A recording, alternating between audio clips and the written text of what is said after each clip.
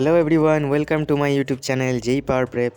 तो आज हम लोग डिस्कस करने वाले हैं फिजिक्स बियॉन्ड बेसिक्स सीरीज़ का हमारा थर्ड क्वेश्चन। बहुत बढ़िया क्वेश्चन है थर्मोडायनेमिक्स के ऊपर। थर्मोडायनेमिक्स, गैस इक्वेशन सब कुछ लग जाएगा, अपना मैकेनिक्स का भी कॉन्सेप्ट सब कुछ लग जाएगा, न्यूटन लॉज ऑफ मोशन। तो बहुत बढ़िया क्वेश्चन है, मल्टी कॉन्सेप्चुअल क्वेश्चन है। और क्वेश्चन को सॉल्व करके ना आपको ये फील होगा कि यार बहुत डिफिकल्ट नहीं था वो। तो यही एडवांस का खास पार्ट है कि मतलब आपको क्वेश्चन का सॉल्यूशन देखने के बाद लगेगा अरे ये तो मैं भी कर सकता था, लेकिन कहीं ना कहीं फंसोगे। तो वहीं पर ही हमारा थॉट प्रोसेस बिल्ड करना है और कॉन्फिडेंस बिल्ड करना है कि हम खुद से इक्वेशन लिख पाए। तो ठीक है, चालू करते हैं आज का सेशन। ये रहा हमारा फिजिक्स बियॉन्ड बेसिक सीरीज़ का थर्ड क्वेश्चन। ये भी एक मल्टीपल कॉन्सेप्ट टाइप क्वेश्चन है। ज़रूर पहले खुद से ट्राई करना। डिफिकल्ट लेवल का क्वेश्चन है, ज़रूर ट्राई करना इस क्वेश्चन को पहले, फिर मैं अपना सॉल्यूशन दूंगा। तो ठीक है, अब देखते हैं। आई होप आपने ट्राई कर लिया है।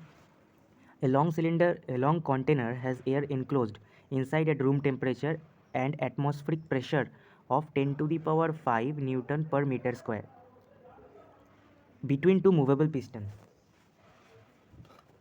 यानी कि ये जो पिस्टन दिया है ना दो, इसके बीच में जो एयर का प्रेशर है वो है एटमॉस्फेरिक प्रेशर के इक्वल। अंदर का जो वॉल्यूम है, एयर का जो वॉल्यूम है, उसका वॉल्यूम है 20,000 सेंटीमीटर क्यूब। सीसी मतलब सेंटीमीटर क्यूब ही होता है। तो वी क्या है? वी है, वी नॉट से डिनोट करते हैं, इनिशियल वॉल्यूम है 20 × 10⁻³ centimetre cube. And area of cross section, तो पिस्टन्स का area of cross section 100 centimetre square है। देखो पिस्टन का एरिया ऑफ क्रॉस सेक्शन मतलब ये आपको साइड व्यू दिया है। एक्चुअली पिस्टन्स अगर 3D व्यू देखे तो इस तरीके से है, और इधर से एक स्प्रिंग लगा हुआ है। हाँ, तो अब देखो इनिशियली इसके अंदर बोला गया है जो एयर का प्रेशर है वो है एटमॉस्फेरिक प्रेशर। एटमॉस्फेरिक प्रेशर को मैं P0 से डिनोट करता हूँ। तो अंदर से इस वॉल के ऊपर जो फोर्स लग रहा है P0 into area of cross section of this piston, ठीक है। और बाहर भी एटमॉस्फेरिक प्रेशर भी होगा, बाहर भी एटमॉस्फेरिक प्रेशर ही होगा। तो बाहर से भी इसके ऊपर फोर्स लग रहा है P0 इंटू ए, P0 इंटू ए। अब देखो क्या बोला गया है, एरिया ऑफ क्रॉस सेक्शन भी दिया है। Area of cross 100 centimetre square. तो एरिया ऑफ क्रॉस सेक्शन है 100 centimetre square and force constant of the spring is 100 newton पर मीटर होगा। ये न्यूटन पर मीटर स्क्वायर नहीं होगा, के का वैल्यू 100 न्यूटन पर मीटर होगा, नॉट मीटर स्क्वायर।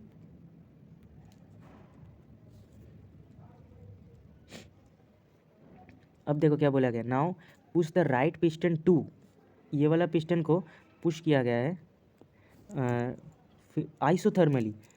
इसको अच्छे से नोट करो, आइसोथर्मली। प्रोसेस क्या है? आइसोथर्मल।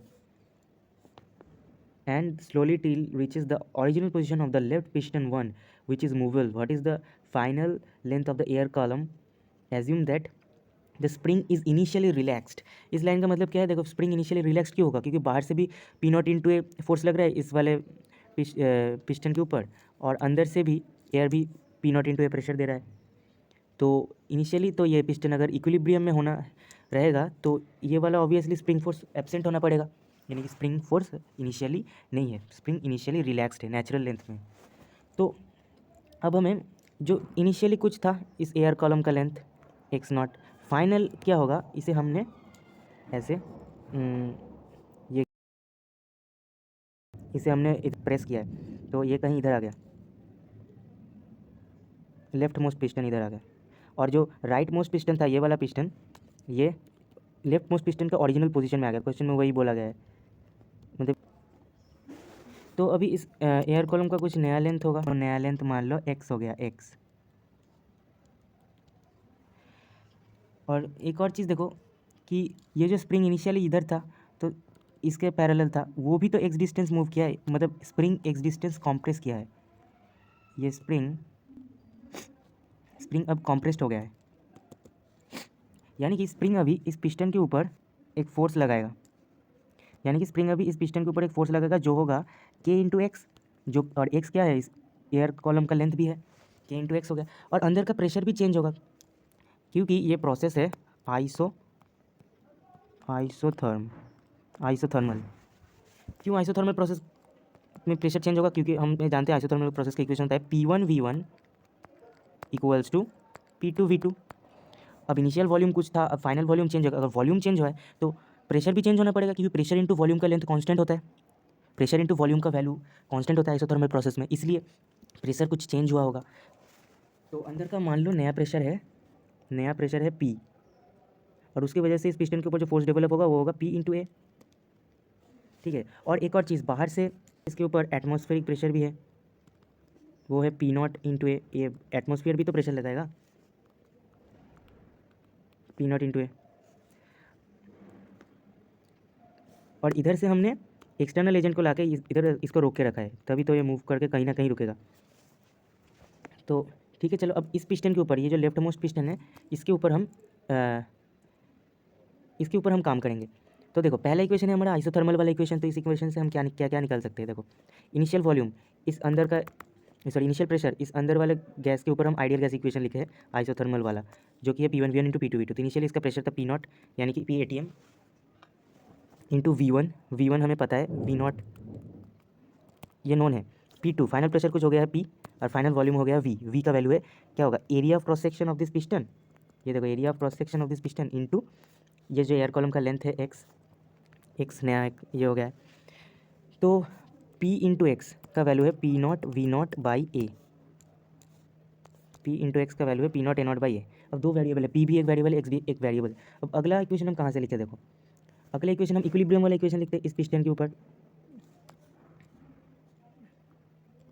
इस पिस्टन के ऊपर हम इक्विलिब्रियम का इक्वेशन लिखे तो क्या आएगा? देखो, तो इधर से लेफ्ट वाले इस पिस्टन के लेफ्ट में क्या क्या फोर्स लग रहा है? Atmospheric pressure P0 into a plus spring force K into x equals to इसके अंदर से जो गैस है इसका नया प्रेशर हो गया P इंटू ए। अब यहाँ से एक और P और ए का इक्वेशन निकलेगा। कैसे? ए से डिवाइड कर दो तो P का वैल्यू आ जाएगा, P0 प्लस के x by A. P0 plus के एक्स बाई ए। तो P तो हमें चाहिए नहीं, नया प्रेशर, हमें नया लेंथ निकालना है, इसमें हम इंटरेस्टेड है। तो इस P को इधर डाल देते तो पूरा इक्वेशन ही एक्स के टर्म में आ जाएगा। तो देखो क्या अब क्या आएगा? तो P इंटू, अच्छा P का वैल्यू डाल दो, ये हो जाएगा P0। हम इस P की जगह डाल रहे हैं, तो ये हो जाएगा P0 प्लस के एक्स बाई ए, और बाहर पहले से एक x है, equals to P0 V0 by A. A को एलसीएम ले लो, ये हो जाएगा P0 ए प्लस के एक्स, बाहर एक x भी है, equals to P0 V0 by ए। तो ए से ए गया। अब P0 का वैल्यू डाल दो, P0 का वैल्यू है 10⁵ न्यूटन पर मीटर स्क्वायर। हम सब कुछ एसआई यूनिट में रखेंगे, न्यूटन पर metre square. Area of cross section देखो हम निकाले थे, ये सेंटीमीटर में, इसे एसआई में कन्वर्ट करोगे तो क्या आएगा? 100 इंटू 10⁻⁻4 मीटर स्क्वायर। और सिमिलरली ये आ जाएगा, एसआई में कन्वर्ट करोगे, एसआई क्या आ जाएगा? 20 इंटू 10⁻³ पहले से था, इंटू 10⁻⁻6 करोगे तो मीटर क्यूब में आएगा, यानी कि 2 इंटू 10⁻⁻2 मीटर क्यूब। ये V0 का वैल्यू है, 2 इंटू 10⁻⁻2 मीटर क्यूब। तो इधर डाल दो, पहले एरिया है, इसे सिंप्लीफाई कर लो, 10⁻2 आएगा मीटर स्क्वायर। तो एरिया 10⁻2 और वॉल्यूम 2 इंटू 10⁻2 डालो, तो एरिया आ जाएगा 10⁻2 प्लस के का वैल्यू है 1000, मतलब 10³ न्यूटन पर मीटर में, इंटू एक्स हमें निकालना है, बाहर भी एक एक्स है, इक्वल्स टू इधर P0 10⁵ atmospheric pressure into volume है 2 इंटू 10⁻2। ठीक है, तो ये हो जाएगा 10⁻³ प्लस 10⁻3x, बाहर में x, और इधर बचेगा 2 इंटू 10⁻3। अब हर तरफ से 10⁻3 काट दो, 10⁻3 10⁻3 10⁻3, तो ये हो जाएगा x से मल्टीप्लाई करो तो x plus x square equals to 2। अब देखो क्वाड्रेटिक इक्वेशन आ गया, यानी कि x square plus x minus 2 equals to 0। ये हो जाएगा x plus x square plus 2x minus x minus 2 equals to 0।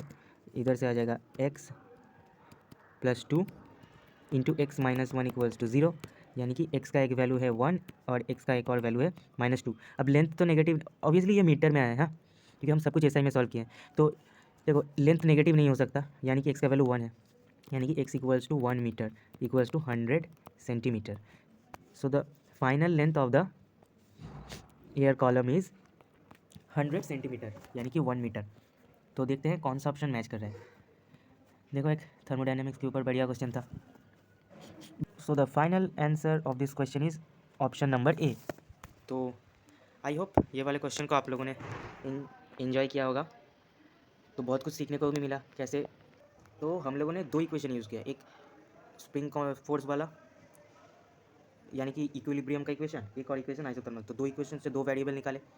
दो वेरिएबल क्या क्या है, एक नया वाला प्रेशर और एक नया लेंथ ऑफ कॉलम। तो दो इक्वेशन दो वेरिएबल, एक वेरिएबल को सॉल्व कर लो, एक्स को सॉल्व कर लिया, पूरी इक्वेशन को एक्स के टर्म में लाए तो एक्स का वैल्यू 100 सेंटीमीटर आ गया। तो यहाँ पर क्वेश्चन से सीखना क्या मिला कि क्वेश्चन पढ़ के पहले से डायग्राम ड्रॉ करो, उसके बाद सही से फ्री बॉडी डायग्राम बनाओ, इक्विलिब्रियम इक्वेशन लिखो, और जो गिवन है आइसोथर्मल आइसोबैरिक जो भी गिवन है तो उस हिसाब से अपना इक्वेशन लिखो, तो अल्टीमेटली क्वेश्चन सॉल्व हो जाएगा। तो I hope you have understood this question. मिलते हैं अगले क्वेश्चन में। Thank you.